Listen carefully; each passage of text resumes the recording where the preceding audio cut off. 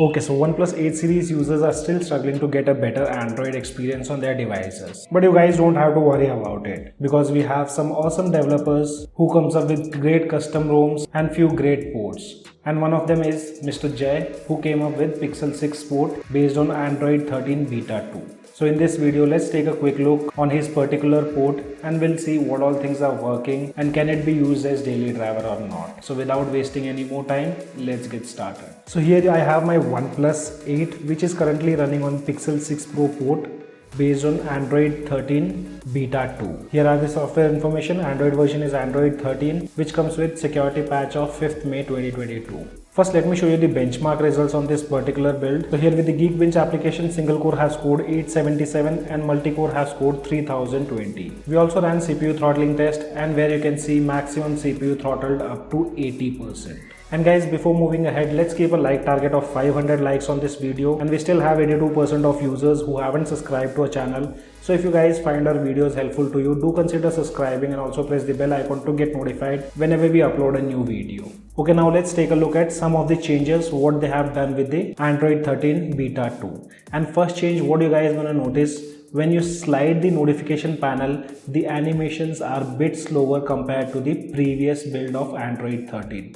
I don't have any other device to compare with, but if you guys install Android 13 Beta 2, obviously you will see bit of slow in animation while scrolling down the notification panel, or you can say quick setting panel. So this is one minor change what they have done. Basically they haven't added any new feature, few optimizations over the previous update and few minor changes are seen. After that, next change what I noticed is related to battery widgets. So here if you drag and drop the battery widget on the home screen, so here you can see now the battery section or the battery bar is way thicker compared to Android 13 Beta 1. On Android 13 Beta 1 we don't get such thick battery bars in the battery widget. Later another changes are done with the wallpaper based theming part, and here I have compared this with one of my friend who has Google Pixel 4a.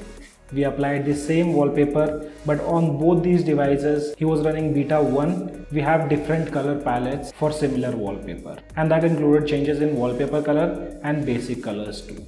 Moving on to the next change log, which is related to media control panel. So let me play one song and show you guys. So here I'm playing a song, and if you go to media control center, first change what you guys gonna notice, all the selection tabs or you can say buttons have been moved towards the right hand side. Initially this back button was towards the left hand side, but on this build everything have been moved towards the right hand side. Also with the media control, now if you tap on the media output, these pills or you can say bar also adapts to the same color of song thumbnail. Let me change a song and show you guys.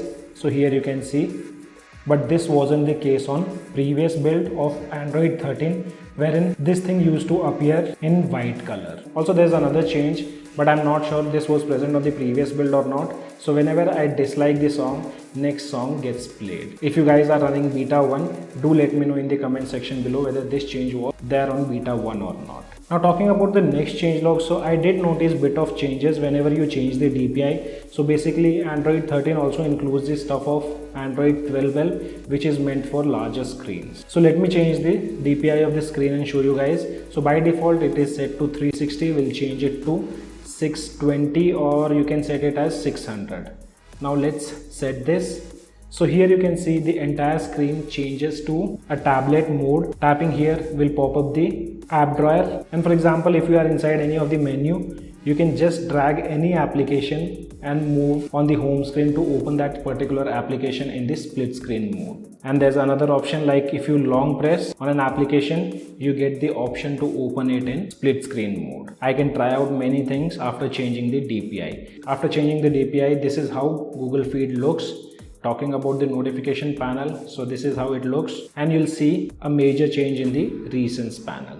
And from here also you can open the applications in the split screen mode. Towards the bottom side you can see we have an option called split screen, and once you tap on it you'll get the option to select the second application. Another change what you guys gonna see with the split screen, now here whenever you tap split screen, on the previous build this split screen used to appear in a smaller size, but now it almost covers the entire screen. So let's open second application. So this is how it looks. You can ignore this part because we have changed the DPI. Another change with the split screen mode. Now if you drag any application, for example, you are dragging this application towards the bottom side, the top side application, you get to see app icon. On previous build, we used to see app icon on both these split screen applications whenever we used to move them. And if you move this towards the top side, the bottom application shows the app icon. So this is again a minor change. Okay, so these were some of the changes what I did notice on Android 13 Beta 2. And now talking about what all functionalities works and which all doesn't work on this particular port. So first of all, if you are a user of Jio SIM card, I won't recommend you guys to flash it, because as you can see here, I have a Jio SIM card installed and in between network keeps disappearing. I did test this with my Airtel SIM card, which is a primary SIM card. On that, I did not see any kind of issues. As you can see, network is back again and it's again gone. So if you are a Jio user, I won't recommend you guys to flash this, because Jio SIM card or Jio network isn't that stable. I tried multiple settings but none of them worked out. By default, VoLTE services are working fine if you have another SIM card other than Jio. Then we have Bluetooth working fine. I did not find any kind of issues related to Bluetooth services. I did notice another issue with this particular build. So for example, I was testing out sensors. Other than accelerometer, everything seems to be working fine. So let me launch the same app on other device.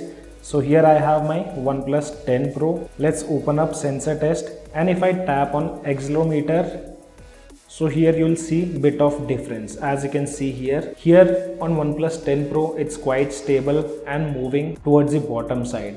But here, this thing is moving towards the left hand side. Let me close this app and open once again, and there you can see. I did test with my other devices also. I'm not sure if this is an issue with this particular port or there are some issues on my device. So this is the second issue which I found out. Other than this, almost everything seems to be working fine. And if you are the one who uses stuff like alert slider and fingerprint unlock feature, these things won't work on this port because it's a port from Pixel 6 Pro and Pixel 6 Pro doesn't come with alert slider. So to lock your screen, you just have few options like you can use pattern, pin or password. You'll also see wideband security level getting changed to L3 instead of L1. So you won't be able to enjoy HD content on OTT platforms. And if you guys wish to install this, I'll leave the installation guide in the description below. 80% of stuff would be working fine, but I won't recommend you guys to flash it on your primary device. But still, if you guys want to just have a taste of Android 13, you can go ahead and flash this particular build. Installation process is quite easy. Just make sure your device is running Android 11 instead of Android 12. So guys, this was a quick look on Pixel 6 Pro port for OnePlus 8 series. If you still have any kind of questions, you can let me know in the comment section below. This is your friend Ashok signing out. See you guys in the next video.